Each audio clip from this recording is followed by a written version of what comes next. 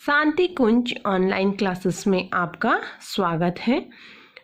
विषय हिंदी, उप विषय पद्य, प्रकरण है कैकेयी का अनुताप। आज हम कैकेयी के अनुताप जो हमारा पद्य खंड है इसका अंतिम पद आज पढ़ेंगे। देखिए कैसे कैकेयी जो है वो श्री राम को अपने वात्सल्य का विश्वास दिला रही हैं और भरत को खोने के अपने दुख को व्यक्त कर रही हैं। कहती हैं कि हाँ लाल, उसे आज मैं गंवाया मैंने आज अपने पुत्र भरत को भी गंवा दिया है। विकराल कुयस ही यहाँ कमाया मैंने। कहती हैं कि पृथ्वी पर आकर मैंने कुयस यानी अपमान के सिवा और कुछ नहीं कमाया। मैंने अपने कार्यों से अपने लिए बस अपने यश को, अपने सम्मान की हानि ही की है। हर तुम तक से लिया था मैंने। कहती निज स्वर्ग उसी पर वार दिया था मैंने। हर तुम तक से अधिकार लिया था मैंने। कहती हैं कि मैंने राजपाट जो भी था मैंने जो श्री राम से छीन लिया था, श्री राम के अधिकारों को छीन लिया था। सब कुछ मैंने जो राम से छीन लिया था, वो सब कुछ जो कि धरती पर स्वर्ग के समान है, मैंने अपने पुत्र पर वार दिया था। लेकिन सब कुछ है मेरे पुत्र के पास, राजपाट, गद्दी, सब कुछ है, लेकिन वही आज दीन हुआ रोता है। आज वो ही वनवासी सा हुआ, गरीब होकर, ठीक है, वो संत सा, साधु सा हुआ रोता है, फिरता है, फकीरों से इधर उधर फिरता है। वो क्या होता है? दीन सा रोता है। संकित तब से धृत ऋण तुल्य होता है। और अब वो हर छोटी छोटी बात में, जैसे हिरन छोटी सी आवाज़ से संकित हो जाते हैं, शक में पड़ जाते हैं, ऐसे ही आज वो हर छोटी बात में संकित होता है, दुखी होता। पटके मैंने पद्मणि मोह के नद में, मैंने उसको अपने जो पद का और जो धन का लोभ जो था, मैंने उसमें अपने पुत्र को खो दिया है। जन क्या क्या करते नहीं स्वप्न में मद में। कहती हैं मैंने तो अपने पुत्र को उस नदी में, उस लोभ की नदी में भेजना चाहा था, लेकिन मैंने बस इतना ही किया था। लेकिन लोग तो ना जाने क्या क्या करते हैं। जब मद हो जाता है, अहंकार हो जाता है, और जब वो वास्तविकता से परे हो जाते हैं, मद में और लोभ में खो जाते हैं, तब ना जाने लोग क्या क्या कर जाते हैं। हाँ दंड कौन, क्या उसे डरूंगी अब भी। अब जो भी आप मुझे दंड देना चाहते हैं मेरे कर्मों का, वो आप मुझे दे दीजिए। क्या मैं उससे डरने वाली नहीं हूँ। मैं अपने कर्मों के दंड पाने के लिए तैयार हूँ। मेरा विचार कुछ दयापूर्ण हो तब भी, लेकिन मेरे वात्सल्य को, मेरे प्रेम को समझते हुए, अपने पुत्र के प्रति मेरे जो प्रेम है वो समझते हुए आप जो भी दंड दें उसको भी थोड़ा उसमें भी करुणा दिखाएं। हाँ दया हंत वह घृणा, वह करुणा, वैतरणी सी है आज जाह्नवी वरुणा। सह सकती हूँ चिर नरक सुन सुविचारी। राम से कहती हैं कैकेयी कि हे सुविचारी, अच्छे विचार करने वाले मनुष्य, तुम सुनो, मैं आज जाह्नवी सी यानी कि गंगा सी हो गई हूँ।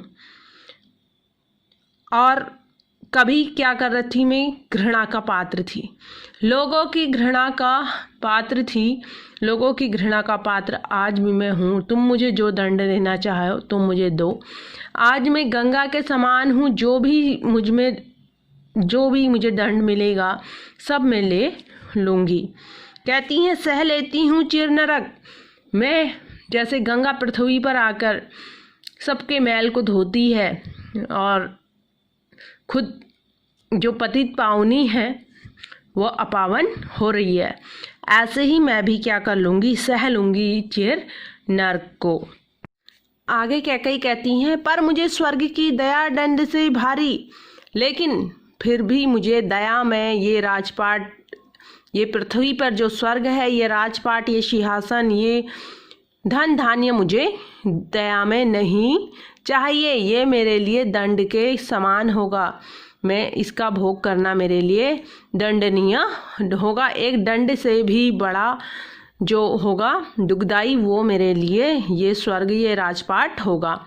लेकर अपना यह कुलिस कठोर कलेजा, मैंने इसके ही लिए तुम्हें वन भेजा। कहती हैं कि आप मुझे दंड दो, मुझे नर्क भेज दो, लेकिन मुझे ये राज सिंहासन इससे मुझे क्या करो, दूर करो, क्योंकि यह दंड मेरे लिए उस नर्क की यातनाओं से भी ज़्यादा दुखदाई होगा। ये जो राजपाट है, ये सिंहासन है, इनका जो दंश है, ये दर्द जो देते हैं, ये नर्क के दर्द से भी, नर्क के दुखों से भी भयंकर दुखदाई होगा। लेकर अपना यह कुलुस कलेजा, मैंने इसके लिए ही तुम्हें वन भेजा। राम से कहती हैं कि जो ये मेरा कठोर हृदय है, मैंने इसी के कारण तुम्हें वन में भेजा। तब मेरा वात्सल्य, मेरी ममता सब खो गया था, मेरा हृदय कठोर हो गया था, इसीलिए मैं 8 दंड की पात्र हूँ। घर चलो इसी के लिए, ना रूठो अब यों, कुछ और कहूँ तो उसे सुनेंगे सब क्यों। कैकेयी आगे राम से कहती हैं कि तुम अब क्या करो, घर चलो, मेरे साथ घर को चलो, अब ऐसे रूठे हुए वन में मत रहो। कुछ और कहूँगी तो ये लोग अब सुनेंगे नहीं, मेरी भावनाओं को समझेंगे नहीं। मुझको यह प्यारा और तुझे इसे तुम प्यारे। कहती हैं मुझे भरत प्यारा है और तुम इस भरत के प्यारे हो, इसीलिए जो मेरे पुत्र को प्यारा है वो मुझे दोगुना प्रिय है। रहो न मुझसे न्यारे। अब न्यारे रहना मतलब अलग रहना, न्यारा करना मतलब अलग होता है। तो कहती हैं कि अब तुम मुझसे अलग मत रहो। मैं इसी न जानूं किंतु जानते हो तुम। कहती हैं मैं भरत को नहीं समझ सकती, लेकिन तुम तो समझते हो। तुम ही ने कहा कि भरत तुम्हें कोई नहीं समझ सकता, यानी तुम्हारी माता तुम्हें समझ नहीं पाई हैं। तो जब तुम भरत को समझते हो, तुम इसकी बात को मानो और घर को चलो। अपने से पहले इसे मानते हो तुम अपने भाइयों को अपने से पहले जानते हो, मानते हो, तो तुम घर को चलो। तुम भ्राताओं का प्रेम परस्पर जैसे, यदि वह सब पर यों प्रकट हुआ वैसे। तुम भाइयों का जो प्रेम है वो जैसे प्रकट हुआ है, वो कभी खत्म नहीं हो सकता। तो पाप दोष भी पुण्य दोष है मेरा, मैं रहूं पंगीला पद्म कोश है मेरा। कहती हैं कि जो मेरा पाप दोष है, उसी के कारण आज तुम भाइयों का प्रेम जग के सामने आया है। तो ये जो पाप दोष है, ये भी मेरा क्या है, कीचड़ में जो मैं आज में क्या हूँ, पाप मेरे अंदर है, मेरे पुत्र में नहीं है। लेकिन ये तो क्या है, कीचड़ में खिले हुए कमल के समान है। कहती मैं हूँ पंकिला, मैं कीचड़ हूँ, तो ये पंख में खिला हुआ क्या है, पद्म कोश है मेरा। ये भरत क्या है, कमल के समान है, जो कीचड़ में खिला है, लेकिन क्या है, एकदम पवित्र है। आगत ज्ञानी जन उच्च भाल लेकर समझावे तुमको अतुल युक्तियाँ देकर। कहती हैं कि आए हुए ये ज्ञानी जन हैं, जो उच्च ज्ञान तुम्हें देकर तुम्हें अनेक बातें बताकर तुम्हें समझा रहे हैं कि भरत के प्रेम का मान रखो और घर को लौट चलो। मेरे तो एक अधीर हृदय है बेटा, उससे फिर तुमको आज भुजा पर भेटा। कहती हैं कि हे बेटा, तुम आज मेरी बात मान लो और घर को चलो। मेरा ये हृदय तुम्हारे जो उत्तर है उसके लिए अधीर है। ये जो है मैथिली शरण गुप्त के जो साकेत ग्रंथ है, साकेत ग्रंथ में जो कैकेयी ने अपना दुख व्यक्त किया है, कैकेयी के अनुताप नामक जो शीर्षक है उससे लिया गया है। और आपको क्या करना है, पढ़ाए गए जो पद्यांश है इसकी व्याख्या अपने शब्दों में करनी है, ससंदर्भ व्याख्या आपको करनी है।